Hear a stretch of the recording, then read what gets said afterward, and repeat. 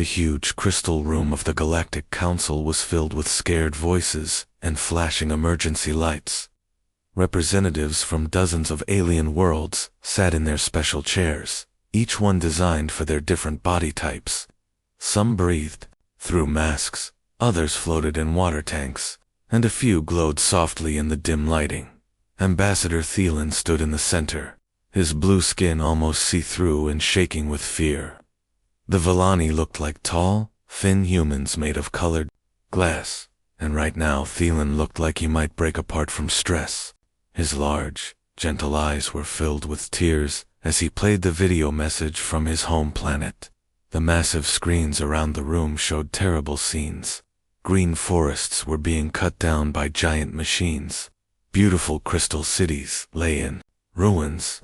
Worst of all, Villani families were being separated, with children forced into dark mining tunnels while their parents cried helplessly. "This happened just 2 days ago," Thielen said, his voice shaking. "The Cathara came without warning. They said our world belongs to them now. Our people have never hurt anyone. We grow food for half the galaxy. We sing to our plants to help them grow. We don't even have weapons." The other aliens in the room looked uncomfortable. The Soros delegate, a large reptile-like creature with bright orange scales, made a hissing sound that meant he was worried. His long tail twitched nervously as he spoke. "Friend Thielen, we understand your pain," the Soros said. "But the Cathara are not like other enemies. They are born fighters. Their planet is covered in volcanoes and poisonous storms. They learn to fight before they learn to walk. Last year, we sent our best peacekeeping fleet to stop them from attacking the mining world of Beta 7. We lost over 30,000 good soldiers." A delegate from the Hydro species, who looked like a giant octopus in a water-filled suit, added her thoughts. Her voice bubbled through the water as she spoke. "The Cathara don't just conquer planets. They enjoy causing pain. They take prisoners not for work, but for fun. Even our bravest warriors are afraid of them." Around the room, other delegates nodded sadly. Everyone had heard stories about the Cathara. They were the monsters that parents used to scare their children into behaving. They were the reason many peaceful species never traveled to certain parts of the galaxy. But in the back corner of the room, someone was listening very carefully. Colonel Jake Morrison sat quietly in the human section, which was still new and small compared to the other species areas. The humans had only joined the Galactic Council 6 months ago, and most aliens still didn't know what to think of them. Morrison was about 50 years old, with gray hair and scars on his hands that showed he had seen many battles. His uniform was simple compared to the fancy clothes worn by other delegates, but something about the way he sat made him seem important. While other aliens talked loudly and waved their arms around, Morrison just watched and listened. Thielen looked around the room desperately. His people were dying while the council talked about how dangerous the enemy was. Then his eyes landed on the human section. "What about the humans?" Thielen asked, his voice full of hope. "They just joined us. Maybe they see things differently than the rest of us." The room got quiet. Many delegates had forgotten the humans were even there. These new creatures from a small blue planet called Earth were still a mystery. They looked weak compared to the strong Soros or the smart Hydras, but something about them made other species feel nervous. All eyes turned to Morrison, who slowly stood up. He was not very tall, and he didn't have claws or armor like the warrior species. But when he spoke, his voice was calm and sure. "What are the exact coordinates of their planet?" Morrison asked. "How many Cathara ships are there?" The question surprised everyone. Most species would ask about peace talks or evacuation plans. The humans wanted to know where the enemy was and how many there were. The Hydro's delegate's water bubbled faster, showing she was nervous. "Colonel Morrison, I don't think you understand. The Cathara have conquered 12 entire star systems. They have thousands of ships and millions of soldiers. They live for war." Morrison nodded once, like he was thinking about the weather. "I understand. We'll take care of it. The room fell completely silent. Taking care of the Cathara was like saying you would take care of a hurricane or a black hole. It seemed impossible. The human section of the council station was much smaller than the other areas, but it buzzed with activity. Colonel Morrison walked quickly through sliding metal doors into a secure room where no other aliens were allowed. The walls were covered with screens showing star maps, ship locations, and communication links back to Earth. Morrison pressed a button on a control panel, and suddenly the air in front of him started to shimmer. Within seconds, a life-size image of Admiral Kate Reynolds appeared, so clear and real that she seemed to be standing right there in the room. The hologram technology was so advanced that you could see every detail of her uniform and the serious expression on her face. "Jake, I just got your message," Reynolds said, checking a tablet in her hands. "Standard liberation operation. Third Fleet is already getting ready to leave Earth. Captain Tom Bradley will take the first ships and scout ahead." Reynolds spoke like she was discussing a grocery shopping trip instead of a rescue mission against the galaxy's most feared warriors. She pulled up her own holographic displays, showing dozens of human ships preparing for launch from Earth's orbital stations. But Morrison and Reynolds weren't alone in the room. As part of something called the Transparency Initiative, several alien observers were allowed to watch human meetings. The idea was to help different species understand each other better. Right now, 3 aliens sat in special chairs, watching the humans plan their mission. Observer Krex, the orange-scaled Soros, couldn't stay quiet anymore. His tail was twitching so fast, it made a tapping sound on the floor. "Admiro." "Reynolds," he interrupted, "I think you don't understand how serious this is. The Cathara aren't just strong fighters. They have destroyed entire civilizations. Billions of beings have died because of them." Reynolds turned to look at Krex, and her smile was as cold as ice water. "Observer Krex, let me explain something about humans. We have been fighting wars for over 10,000 years. We've fought each other, our planet's weather, dangerous animals, diseases, and everything else you can imagine. For us, this is just another Tuesday." The alien observers looked at each other with confusion and growing worry. The Hydros observer, a purple creature that looked like a jellyfish, bubbled nervously in her water suit. "But surely you need time to prepare, to study the enemy, to build special weapons." Morrison walked over to the main display and pressed several buttons. The walls lit up with images that made the aliens gasp. They saw massive military bases on every continent of Earth, thousands of ships in orbit around the planet, training facilities where human soldiers practiced fighting in every possible environment, underwater, in space, in burning deserts, and on frozen mountains. "Look at this," Morrison said, pointing to different images.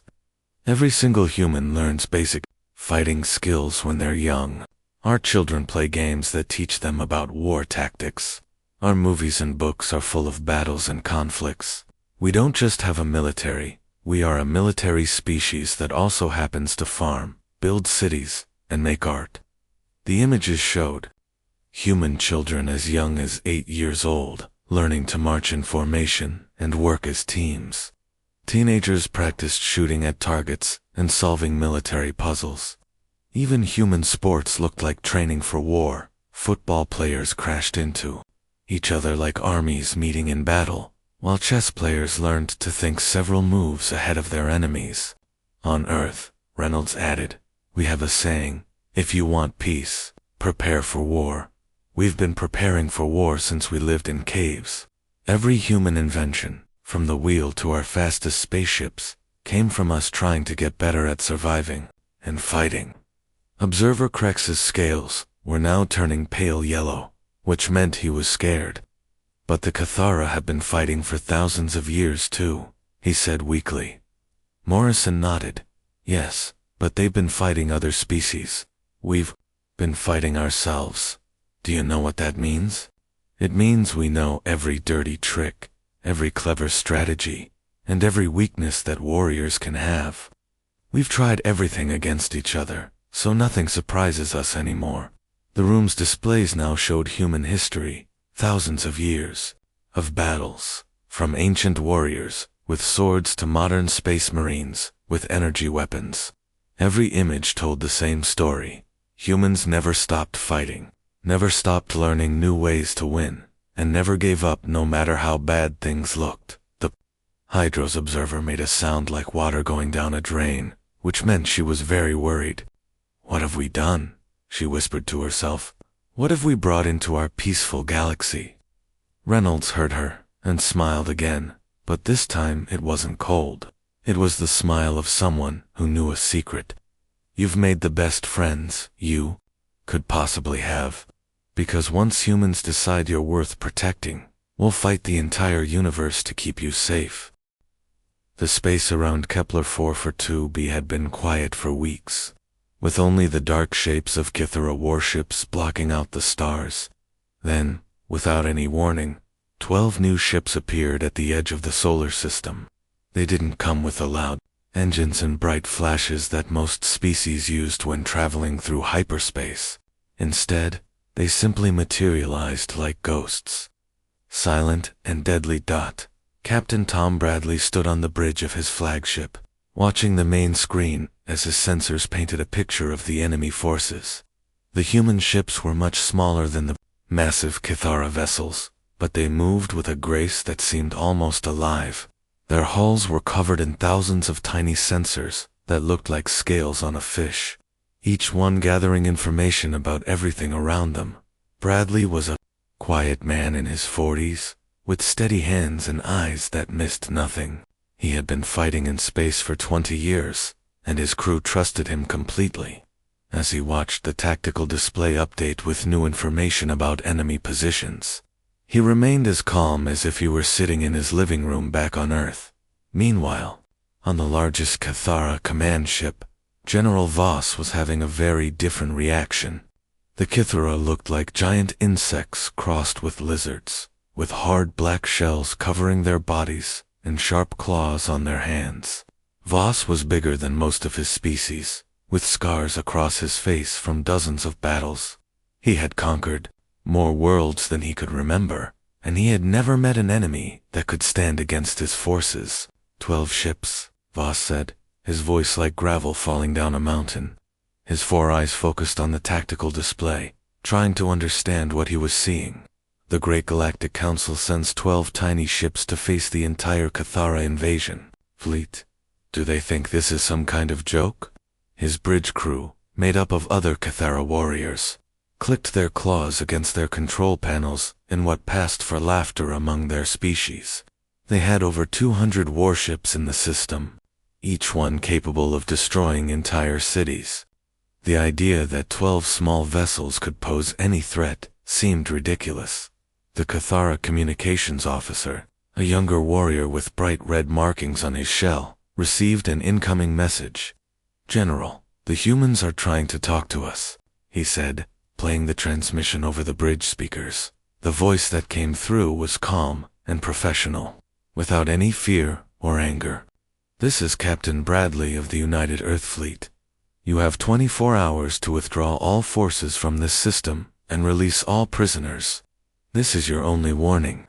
The entire Kythera bridge fell silent for a moment, then erupted in what sounded like a combination of hissing and laughing.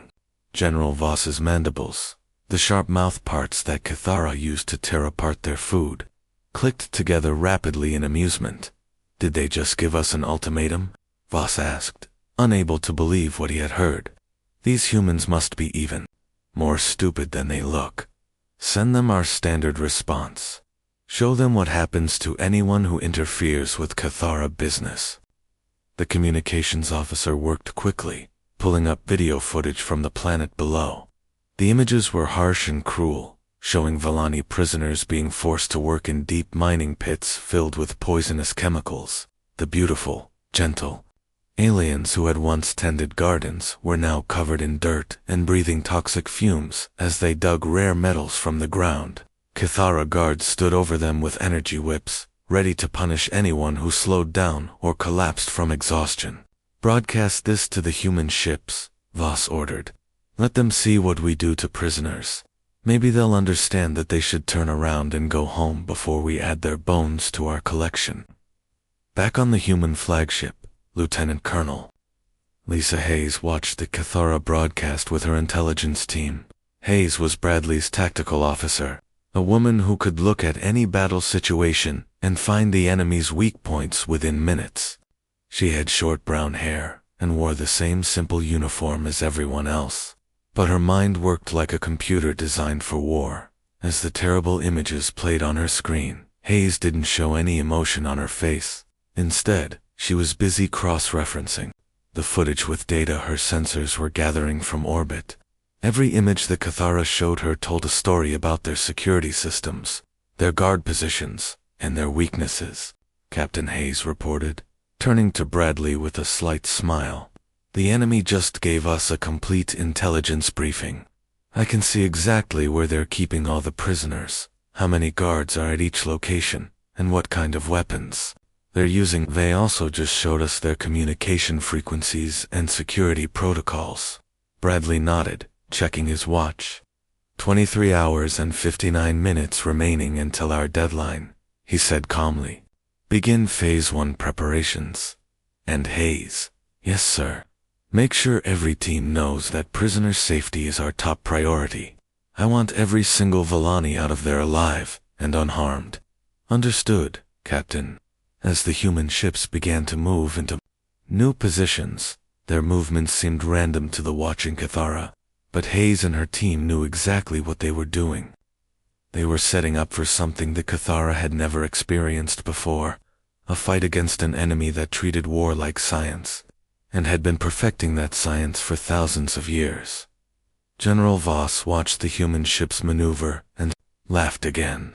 "Look at them trying to find good positions," he said to his officers. "Tomorrow we'll crush them like insects, and then we'll add their planet to our empire." He had no idea he had just made the biggest mistake of his life. Captain Bradley looked at his watch as the final seconds ticked away. 24 hours, exactly. Around him, his bridge crew sat at their stations, fingers hovering over controls, waiting for his signal. The silence stretched for one more second. Then, Bradley spoke a single word: execute. What happened next would be talked about in alien military academies for centuries to come. The humans didn't begin with the massive explosions and dramatic charges that most species expected in space battles. Instead, they moved like surgeons performing delicate operations, each action planned down to the smallest detail. Down on the planet's surface, Major Rick Thompson led a team of human Marines toward the largest prison camp. The Cathara guards couldn't see them coming because the humans wore special suits that bent light around their bodies, making them nearly invisible. But this wasn't some magical alien technology, it was just human engineering. The same creative problem-solving that had helped them survive on their dangerous home planet for thousands of years. Thompson and his team moved through the camp like ghosts. The Cathara had expected any rescue attempt to come with loud explosions and direct attacks. They never imagined that humans would simply walk past their guards, unlock the prison doors, and lead the confused Villani prisoners to safety. Through secret tunnels they had dug during the night. "How many?" Thompson whispered into his radio, as his team guided groups of freed prisoners toward hidden transport ships. "All of them, sir," came the reply. "Every single Villani prisoner is now safe. The medical teams are already treating the injured ones, but rescuing prisoners was only the beginning." While Thompson's Marines were saving lives, other human specialists were doing something that made the Cathara's worst nightmares come true. They were hacking into every computer system the aliens had, turning the Cathara's own technology against them. Lieutenant Amy Foster, a young woman who looked like she should be working in a library instead of fighting wars, sat in front of a computer screen aboard Bradley's ship. Her fingers danced across her keyboard so fast, they were almost a blur. Within minutes, She had broken through security systems that the Cathara thought were impossible to hack. Got them, Foster said with a satisfied smile. I'm now in control of their communication systems, their weapon targeting computers, and their life support systems. Oh, and I just locked all their bathroom doors. They're going to be very uncomfortable. On the Cathara command ship, General Voss watched his tactical displays with growing horror. Human forces seemed to be everywhere at once, appearing and disappearing, like they could teleport through solid walls. His ships were being attacked by enemies that weren't even there a second ago. Impossible, Voss roared, his 4 eyes darting between different screens. They must be using some kind of advanced science we don't understand. Maybe they can bend space and time. His tactical officer, a veteran warrior who had fought in dozens of battles, studied the attack patterns more carefully. What he discovered made his blood run cold. General, he said quietly, I don't think they're using any special technology. I think they're just better at fighting than we are. The realization hit the Cathara like a punch to the stomach.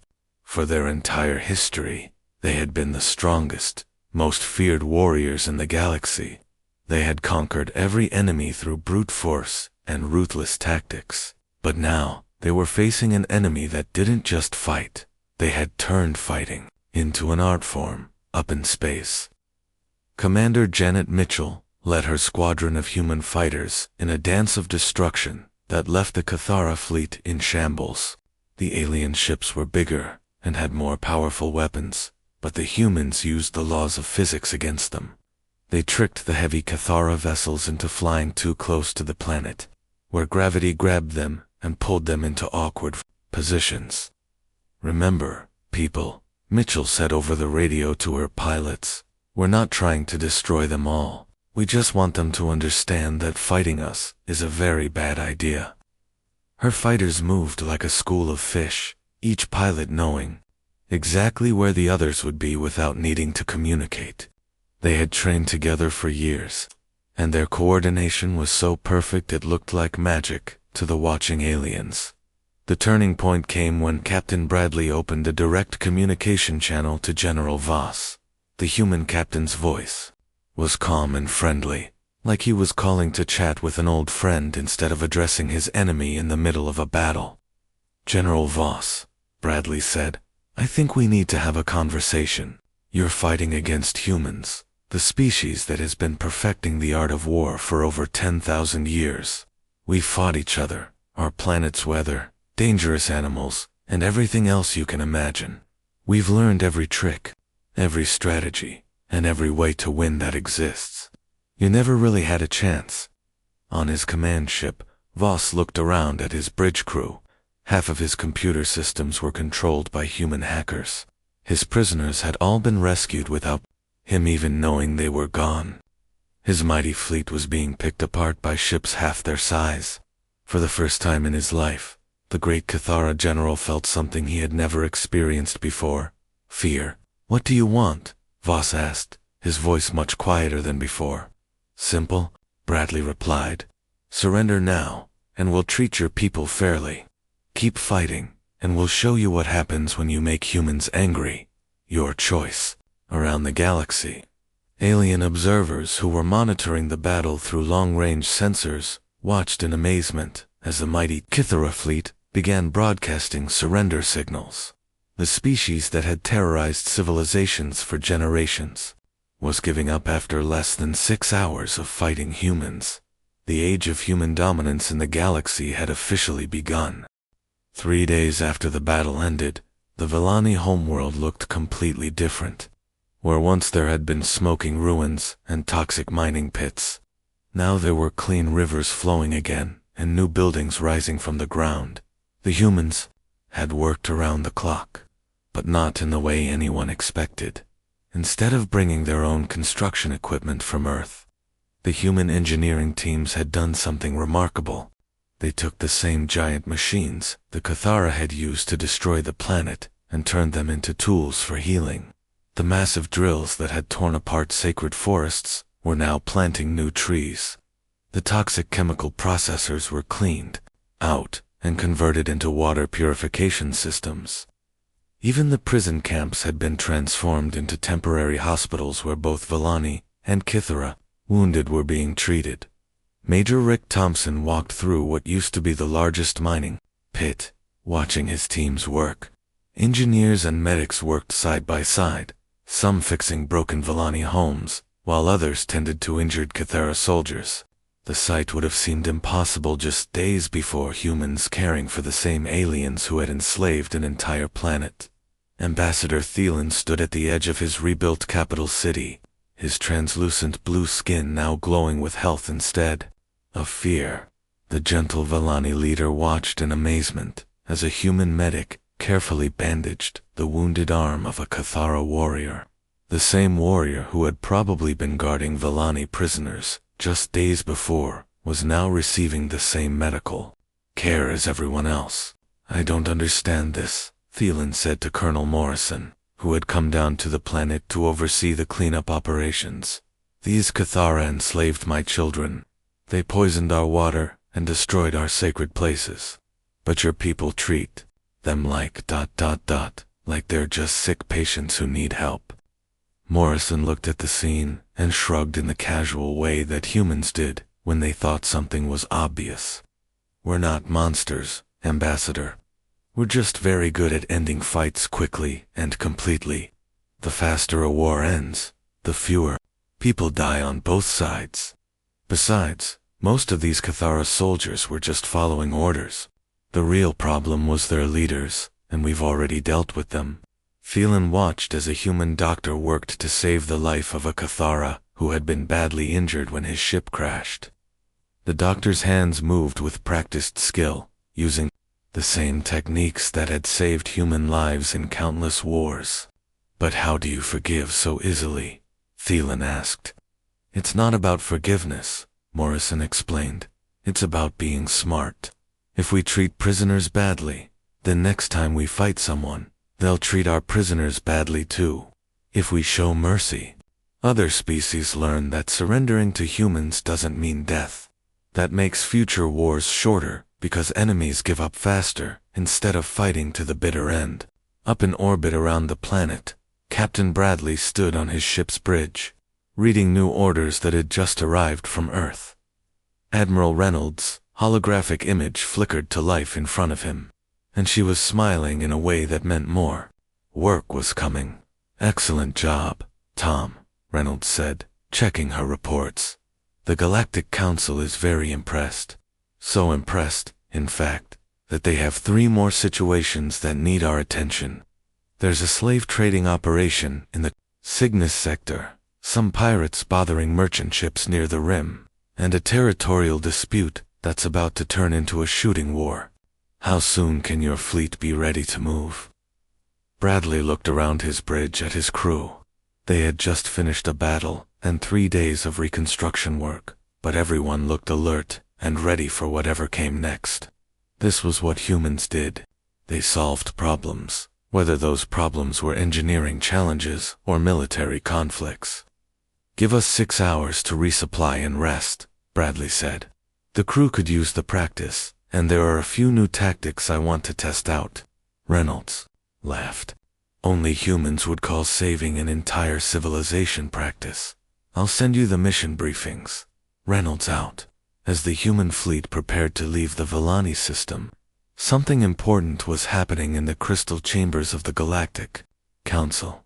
The same alien delegates who had spent days debating whether to even try rescuing the Villani were now holding an emergency meeting about a completely different topic.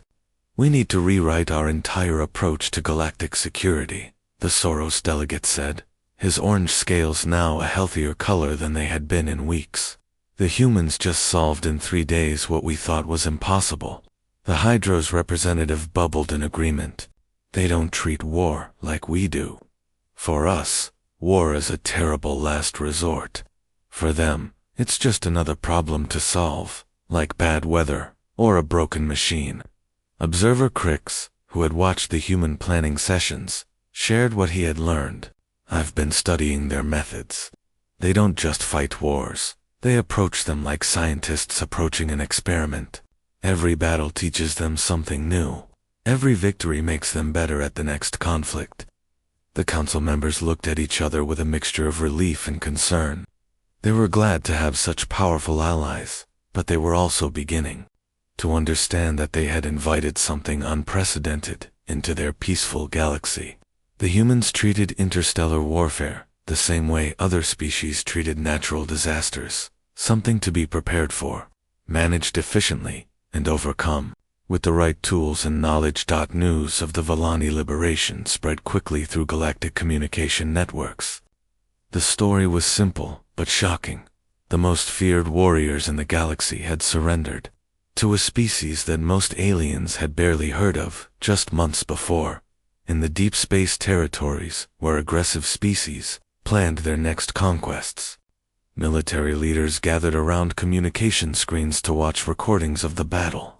The Mordok Empire, which had been planning to expand into 3 new systems, quietly canceled their invasion plans. The Razor Clan pirates decided that merchant ships in human-protected space were no longer worth the risk. For the Volani, the liberation would be remembered not as a miracle sent by the gods, but as the moment the galaxy learned a simple truth: when you made humanity's friends cry for mercy, the humans showed up to make sure justice was served. And in the vast darkness between the stars, other species who had never heard of Earth began to ask the same question: who exactly are these humans? And how do we make sure we never have to fight them? The answer, as they would soon learn, was simple: treat others the way humans treated their friends, and you would never have anything to worry about.